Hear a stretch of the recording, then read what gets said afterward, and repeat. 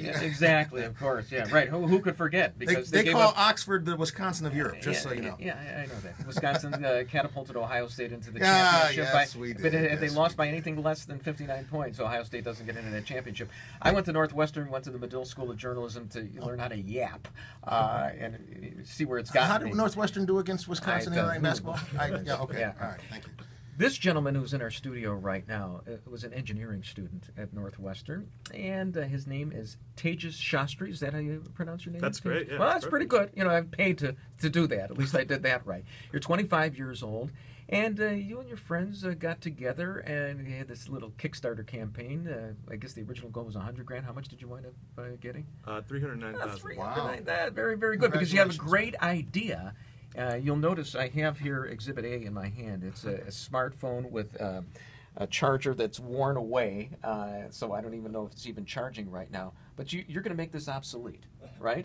Well, what we're trying to do is we made a device that captures energy from your movements throughout the day and stores it so you can use that energy to charge your phone. So what this device is wearable. Yeah, it's wearable. You slip it in your pocket or you pop it in a bag, and as you move throughout the day, it's constantly capturing some of that kinetic energy and storing it. That's impossible. that doesn't exist in the universe. Is it That's that the much? perpetual motion machine. How do you do that? How do you get from your movement? It's like the old hamster on a treadmill. You're telling me that we're all hamsters on treadmills and we're creating energy? Sure. So what happens is that the device has magnetic components inside that couple to your motion as you move, and those produce electricity and store it in a battery inside the device. And then whenever you need it the most, you just plug in and charge your phone.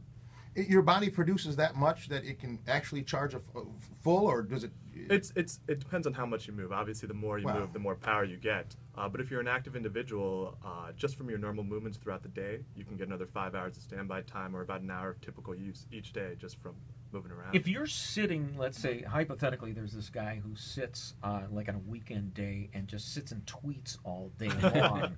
I don't know. It's just this hypothetical guy, and he does it and just watches like this weekend. It's the best weekend in the NFL when you got 4 games, 7 hours of football each day. Is there enough energy while you're sitting there and tweeting so that it would your device would be useful? So you gotta move around. So usually walking, running, cycling, playing sports, going out there and actually playing football. That would be great too. So this is worth like gazillions.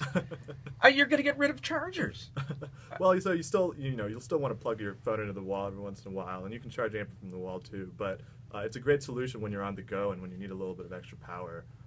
And there are actually other chargers out there on the market like this, but they're about the size of a rolled-up magazine or a paper towel roll. No, it's like, look, I was back in the day, when the first Texas Instrument calculator came out. It added 1 + 1, and it was the size of HAL 9000. And finally, and the cost was $1 million, and then the cost went down, the size went down. So you're right there, right? Yeah. How big is this thing? It's about the size of a deck of cards, or about half the size of your smartphone. And we're actually looking to make it even smaller and incorporate it directly into devices like smartwatches and a lot of these other wearable devices that are coming out. Well, and I follow this a lot with like Elon Musk. He's coming out with this new plant that is supposed to have battery life for the Tesla, and they're trying to create that.